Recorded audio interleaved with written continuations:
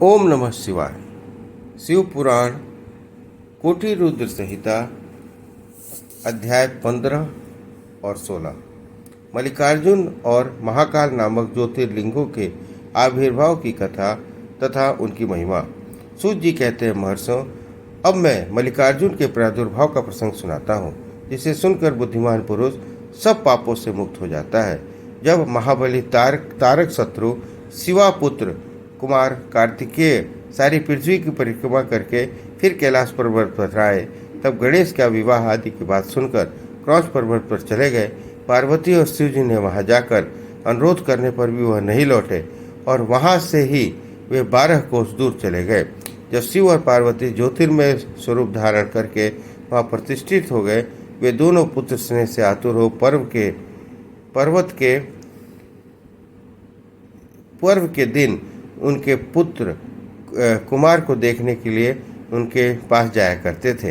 अमावस्या के दिन भगवान शंकर स्वयं वहां जाते और पूर्णिमासी के दिन पार्वती निश्चय ही वहां पदार्पण करती थी। उसी दिन से लेकर भगवान शिव का मल्लिकार्जुन नामक एक लिंग तीनों लोकों में प्रसिद्ध हुआ। उसमें पार्वती और शिव दोनों की ज्योतियां प्रतिष्ठित है। मल्लिका का अर्थ है पार्वती, अर्जुन का अर्थ शिव का वाचक है। उस लिंग का जो दर्शन करता है उसे समस्त पाप से मुक्त हो जाता है और संपूर्ण अभीष्ट को प्राप्त कर लेता है। इसमें संचय नहीं है। इस प्रकार मल्लिकार्जुन नामक द्वितीय ज्योतिर्लिंग का वर्णन किया गया है, जो दर्शन मार्ग से लोगों के लिए सब प्रकार को सुख देने वाला बताया गया है। ऋषिजनों ने कहा, प्रभु, अब आप विशेष कृपा करके तीसरे ज्योतिर्लिंग का वर्णन कीजिए। सूत जी ने कहा, ब्राह्मणों, मैं धन्य हूँ, कृतकृत हूँ जो आप श्रीमानों का संग मुझे प्राप्त हुआ है। साधु पुरुषों का संग निश्चय ही धन्य है। अतः मैं अपना सौभाग्य जानकर पापनाशनी परम पावनी दिव्य कथा का वर्णन करता हूँ। तुम लोग आदरपूर्वक सुनो। अवंती नामक से प्रसिद्ध एक रमणीय नगरी है, जो समस्त देहधारियों को मोक्ष प्रदान करने वाली है। वह भगवान शिव को बहुत ही प्रिय है, परंतु पुण्यमयी और लोक पावनी है। उस पुरी में एक श्रेष्ठ ब्राह्मण रहते थे, जो शुभ कर्म परायण थे, वेदों के स्वाध्याय में संलग्न और तथा वैदिक कर्मों के अनुष्ठानों में सदा तत्पर रहते थे। वे घर में अग्नि की स्थापना करके प्रतिदिन अग्निहोम करते और शिव की पूजा में तत्पर रहते थे। वे ब्राह्मण देवता प्रतिदिन पार्थो शिवलिंग बनाकर उसकी पूजा करते रहते थे। वेद प्रिय नाम के वे ब्राह्मण देवता सम्यक ज्ञानार्जन में लगे रहते थे, इसलिए उन्होंने संपूर्ण कर्मों का फल पाकर वह सद्गति प्राप्त कर ली, जो संतों के लिए भी सुलभ होती नहीं है। उन्हें शिव पूजा परायण 4 तेजस्वी पुत्र थे, जो माता पिता से के सद्गुणों से कम नहीं थे। उनके नाम थे देवप्रिय, प्रियमेधा, सुकृत और सुव्रत। उनके सुखदायक गुण वहाँ सदा बढ़ने लगे। उनके कारण अवंती नगरी ब्रह्मतेज से परिपूर्ण हो गई थी। उसी समय रत्नमाल पर्वत पर दूषण नामक एक धर्मद्वेषी असुर ने ब्रह्मा जी से वर पाकर वेद धर्म और धर्मात्माओं पर आक्रमण कर दिया। अंत में उसने सेना लेकर अवंती उज्जैन के ब्राह्मणों पर भी चढ़ाई कर दी। उसकी आज्ञा से 4 भयानक दैत्य चारों ओर से प्रयाग्नि के समान प्रकट हो गए, परंतु वे शिव विश्वासी ब्राह्मण बंधु उनसे डरे नहीं। जब नगर के ब्राह्मण बहुत घबरा गए, तब उन्होंने उनको आश्वासन देते हुए कहा, आप लोग भक्त वत्सल भगवान शंकर पर भरोसा रखें। यूँ कहकर शिवलिंग की पूजा करके वे भगवान शिव का ध्यान करने लगे। इतने में ही सेना सहित दूषण ने आकर उन ब्राह्मण को देखा और कहा, इन्हें मार डालो, बांध लो। वेदप्रिय के पुत्र उन ब्राह्मणों ने उस समय उस दैत्य की कही हुई वह बात नहीं सुनी, क्योंकि वह भगवान शंभु के ध्यान मार्ग में स्थित थे। उस दुष्टात्मा दैत्य ने ज्यों ही उन ब्राह्मणों को मारने की इच्छा की, त्यों ही उनके द्वारा पूजित पार्थिव शिवलिंग के स्थान पर एक बड़ी भारी आवाज के साथ एक गड्ढा प्रकट हो गया। उस गड्ढे से तत्काल विराट रूप धारी भगवान शिव प्रकट हो गए, जो महाकाल नाम से विख्यात हुए। वे दुष्टों के विनाशक तथा सत्पुरुषों के आश्रयदाता हैं। उन्होंने उस दैत्य से कहा, अरे खल, मैं तुझ जैसे दुष्टों के लिए महाकाल प्रकट हुआ हूँ, तुम इन ब्राह्मणों के निकट से दूर भाग जाओ। ऐसा कहकर महाकाल शंकर ने सेना सहित दूषण को अपने हुंकार मात्र से तत्काल भस्म कर दिया। कुछ सेना उनके द्वारा मारी गई और कुछ भाग खड़ी हुई, परमात्मा शिव ने दूषण का वध कर डाला।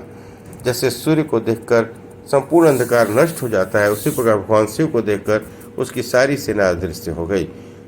देवताओं की दुधुम्बियाँ बज उठी और आकाश से फूल वर्षा होने लगी।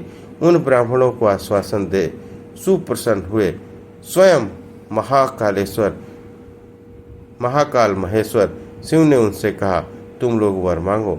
उनकी यह बात सुनकर वे सब ब्राह्मण हाथ जोड़कर भक्ति भाव से भली भांति प्रणाम करके नतमस्तक हो बोले। द्विजों ने कहा, महाकाल महादेव, दुष्टों को दंड देने वाले प्रभु शंभो, आप हमें संसार सागर से मोक्ष प्रदान करें। शिव, आप जनसाधारण की रक्षा के लिए सदा यहीं रहे। प्रभु शंभो, आपका दर्शन करने वाले मनुष्यों को सदा ही उद्धार करें। सूत जी कहते हैं, महर्षियों, उनके ऐसा कहने पर उन्हें सद्गति दे भगवान शिव अपने भक्तों की रक्षा के लिए उस परम सुंदर गड्ढे में स्थित हो गए। वे ब्राह्मण मोक्ष पा गए और वहाँ चारों ओर की एक एक कोस भूमि लिंग रूपी भगवान शिव का स्थल बन गई। वे शिव भूतल पर महाकालेश्वर के नाम से विख्यात हुए। ब्राह्मणों, उसका दर्शन करने से स्वप्न में भी कोई दुख नहीं होता। जिस कामना को लेकर कोई उस लिंग की उपासना करता है, उसे वह अपना मनोरथ प्राप्त हो जाता है। उस परलोक में भी मोक्ष भी मिल जाता है। इस प्रकार शिव पुराण कोटि रुद्र संख्या अध्याय 15 और 16 संपन्न हुए। ओम नमः शिवाय। शिव पुराण कोटि रुद्र संहिता अध्याय 17 महाकाल के महात्म्य के प्रसंग में शिव भक्त राजा चंद्रसेन तथा गोप बालक श्रीकर की कथा। सूत जी कहते हैं, ब्राह्मणों, भक्तों की रक्षा करने वाले महाकाल नामक ज्योतिर्लिंग का महात्म्य भक्ति भाव से बढ़ाने वाले हैं। उसे आदरपूर्वक सुनो। उज्जैनी में चंद्रसेन नामक एक महाराजा था, जो संपूर्ण शास्त्रों को तत्वजन्य, शिव भक्त और जितेंद्रिय था। शिव के पार्षदों में प्रधान तथा सर्वलोक वंदित मणिभद्र जी राजा चंद्रसेन के सखा हो गए थे। उस एक समय उन्होंने राजा पर प्रसन्न होकर उन्हें चिंतामणि नामक महामणि प्रदान की, जो कौस्तुभ मणि तथा सूर्य के समान दीप्यमान थी। वह देखने, सुनने और ध्यान करने पर भी मनुष्यों को निश्चय ही मंगल प्रदान करती थी। भगवान शिव के आश्रित रहने वाले राजा चंद्रसेन उस चिंतामणि को कंठ में धारण करके जब सिंहासन पर बैठते थे, तब देवताओं में सूर्य नारायण के भांति उनकी शोभा होती थी। निपश्रेष्ठ चंद्रसेन के कंठ में चिंतामणि शोभा देती थी। यह सुनकर समस्त राजाओं के मन में उस मणि के प्रति लोभ की मात्रा बढ़ गई और वे क्षुब्ध रहने लगे। तदंतर वे सब राजा चतुरांगणी सेना के साथ आकर युद्ध में चंद्रसेन को जीतने के लिए उद्यत हो गए। वे सब परस्पर मिल गए थे और उसके साथ बहुत से सैनिक थे। उन्होंने आपस में संकेत और सलाह करके आमंत्रण किया और उज्जैनी के चारों ओर द्वारों को घेर लिया। उनकी पुरी को संपूर्ण राजाओं द्वारा घिरी हुई देख राजा चंद्रसेन उन्हीं भगवान महाकालेश्वर के शरण में गए और मन को संदेह रहित करके दृढ़ निश्चय के साथ उपवास पूर्वक दिन रात अनन्य भाव से महाकाल की आराधना करने लगे। उन्हीं दिनों उस श्रेष्ठ नगर में कोई ग्वालिन रहती थी, जिसके एकमात्र पुत्र था। वह विधवा थी और उज्जैनी में बहुत दिनों से रहती थी। वह अपने 5 वर्ष के बालक को लिए हुए महाकाल के मंदिर में गई और उसने राजा चंद्रसेन द्वारा की हुई महाकाल की पूजा का आदरपूर्वक दर्शन किया। राजा के शिव पूजन का वह आश्चर्यमय उत्सव देखकर उसने भगवान को प्रणाम किया और फिर वह अपने निवास स्थान को लौट आई। ग्वालिन के उस बालक ने भी सारी पूजा देखी, अतः घर आने पर वह कौतूहलवश शिव जी की पूजा करने का विचार किया। एक सुंदर पत्थर लाकर उसे अपने शिविर से थोड़ा से दूर पर ही उसने शिविर के एकांत स्थान में रख दिया और उसी को शिवलिंग माना। फिर उसने भक्तिपूर्वक कृत्रिम गंध, अलंकार, वस्त्र, धूप, दीप, अक्षत आदि द्रव्य जुटाकर उनके द्वारा पूजन करके मन कल्पित दिव्य नैवेद्य भी अर्पित किया। सुंदर सुंदर पत्तों और फूलों से बारंबार पूजा करके भांति भांति से नृत्य किया और बारंबार भगवान के चरणों में मस्तक झुकाया। इसी समय ग्वालिन ने भगवान शिव से आसक्तित हुए अपने पुत्र को बड़े प्यार से भोजन के लिए बुलाया, परंतु उसका मन तो भगवान शिव की पूजा में लगा हुआ था। अतः जब बारंबार बुलाने पर भी उस बालक को भोजन करने की इच्छा नहीं हुई, तब उसकी माँ स्वयं उसके पास गई और उसे शिव के आगे आंख बंद करके ध्यान लगाए देखकर उसका हाथ पकड़कर खींचने लगी। इतने में ही जब वह न उठा तब उसने क्रोध में आकर उसे खूब पीटा। खींचने और मारने पीटने पर जब उसका पुत्र नहीं आया, तब उसने उस शिवलिंग को उठाकर दूर फेंक दिया और उस पर चढ़ाई हुई सारी पूजा सामग्री नष्ट कर दी। यह देख बालक हाय हाय करके रो उठा। रोष में भरी हुई ग्वालिन अपने बेटे को डांट फटकार कर पुनः घर में चली गई। भगवान शिव की पूजा को माता के द्वारा नष्ट किए गई देख वो बालक देव देव महादेव की पुकार करते हुए सहसा मूर्छित हो गिर पड़ा। उसके नेत्रों से अश्रु की धारा प्रवाहित होने लगी। 2 घड़ी बाद जब उसे चेत हुआ, तब उसने आंखें खोली। आंखें खोलकर वह सब देखा। उसका वही शिविर भगवान शिव के अनुग्रह से तत्काल महाकाल का सुंदर मंदिर बन गया। मणियों से चमकीले खंभे उसकी शोभा बढ़ा रहे थे। वहाँ की भूमि स्फटिक मणि से जड़ दी गई थी। तपाए हुए सोने से बहुत से विचित्र कलश उस शिवालय को सुशोभित कर रहे थे। उसके द्वार, विशाल द्वार, कपाट और प्रधान द्वार सुवर्णमय दिखाई देते थे। वहाँ बहुमूल्य नीलमणि और हीरे से बने हुए चबूतरे शोभा दे रहे थे। उस शिवालय के मध्य भाग में दया निधान शंकर का रत्नमय लिंग प्रतिष्ठित था। ग्वालिन के उस पुत्र ने देखा उस शिवलिंग पर उसकी चढ़ाई हुई पूजन सामग्री सुसज्जित है। यह सब देखकर वह बालक सहसा उठ खड़ा हो गया। उसने मन ही मन बड़ा आश्चर्य हुआ और वह परमानंद के समुद्र में निमग्न सा हो गया।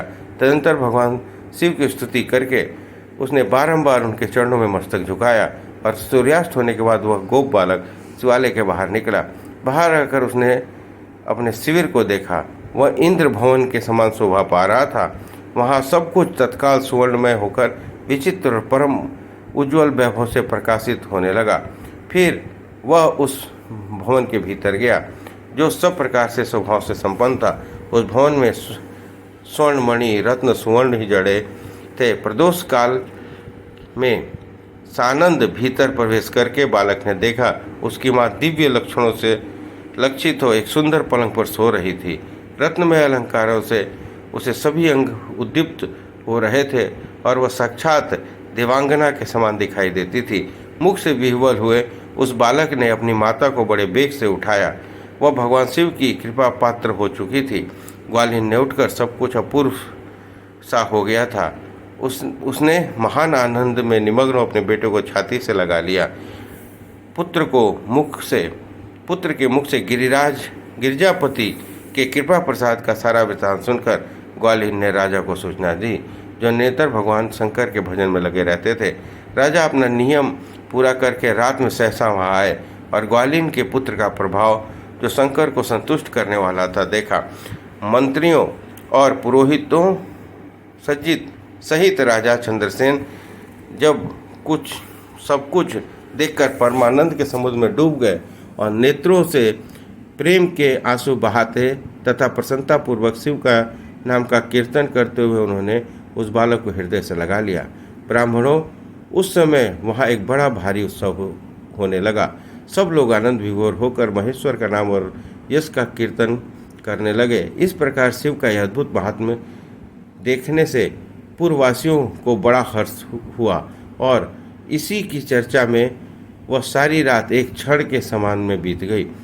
युद्ध के लिए नगर के चारों ओर घेर कर खड़े राजाओं ने भी प्रातःकाल अपने गुप्तचरों के मुख से सारा सुंदर चरित्र सुना। उसे सुनकर वे आश्चर्यचकित हो गए और वहां आए हुए सब नरेश एकत्र आपस में बोले, ये राजा चंद्रसेन बड़े भारी शिव भक्त हैं, अतएव इन पर विजय पाना कठिन है। ये सर्वथा निर्भय होकर महाकाल की नगरी उज्जैनी का पालन करते हैं, जिसकी पुरी के बालक भी ऐसे शिव भक्त हो। वे राजा चंद्रसेन तो महान शिव भक्त हैं ही। इन साथ विरोध करने से निश्चय ही भगवान शिव क्रोध करेंगे और उनके क्रोध से हम सब लोग नष्ट हो जाएंगे। अतः इन नरेश के साथ हमें मेल मिलाप ही कर लेना चाहिए। ऐसा होने पर महेश्वर हम सब पर बड़ी कृपा करेंगे। सूत जी कहते हैं, ब्राह्मणों, ऐसा निश्चय करके शुद्ध हृदय वाले उन सब भूपालों ने हथियार डाल दिए। उनके मन में बैर भाव निकल गया। वे सभी राजा अत्यंत प्रसन्न हो चंद्रसेन की अनुमति ले महाकाल की उस रमणीय नगरी के भीतर आए। वहाँ उन्होंने महाकाल का पूजन किया। फिर वे सब के सब उस ग्वालिन के महान अभ्युदयपूर्ण दिव्य सौभाग्य की भूरी भूरी प्रसन्नता करते हुए अपने उनके घर पर गए। महाराजा चंद्रसेन ने आगे बढ़कर उनका स्वागत सत्कार किया। वे बहुमूल्य आसनों पर बैठे और आश्चर्यचकित एवं आनंदित हुए।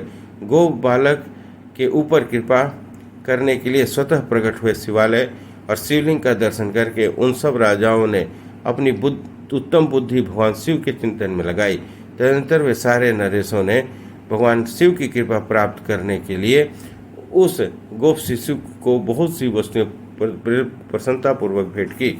संपूर्ण जनपदों में जो बहुसंख्यक गोप रहते थे उन सब का राजा उन्होंने उसी बालक को बना दिया। इसी समय समस्त देवताओं से पूजित परम तेजस्वी वानर राज हनुमान जी वहां प्रकट हुए। उनके आते ही सब राजा बड़े बेग से उठकर खड़े हो गए। उन सब ने भक्ति भाव से विनम्र होकर उन्हें मस्तक झुकाया। राजाओं से पूजित हो वनराज हनुमान जी उन सबके बीच में बैठे और उस गोप बालक को हृदय से लगाकर उसे उन नरेशों की ओर दिखाते हुए बोले, राजाओं, तुम सब लोग तथा दूसरे देहधारी भी मेरी बात सुनो। इससे तुम लोगों का भला हो। भगवान शिव के सिवा देहधारियों के लिए दूसरी कोई गति नहीं है।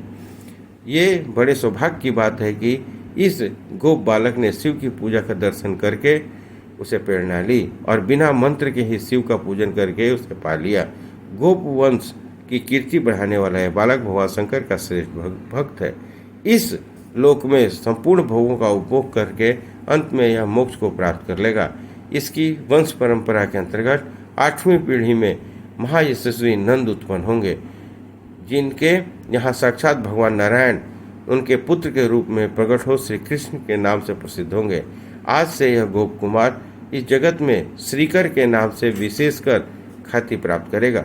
सूत जी कहते हैं, ब्राह्मणों, ऐसा कहकर अंजनी नंदन शिव स्वरूप वानर राज हनुमान जी ने समस्त राजाओं और महाराज चंद्रसेन को भी कृपा दृष्टि से देखा। तदंतर उन्होंने उस बुद्धिमान गोप बालक श्रीकर की बड़ी प्रसन्नता करते हुए शिवोपासना के उस आचार व्यवहार का उपदेश दिया जो भगवान शिव को बहुत प्रिय है।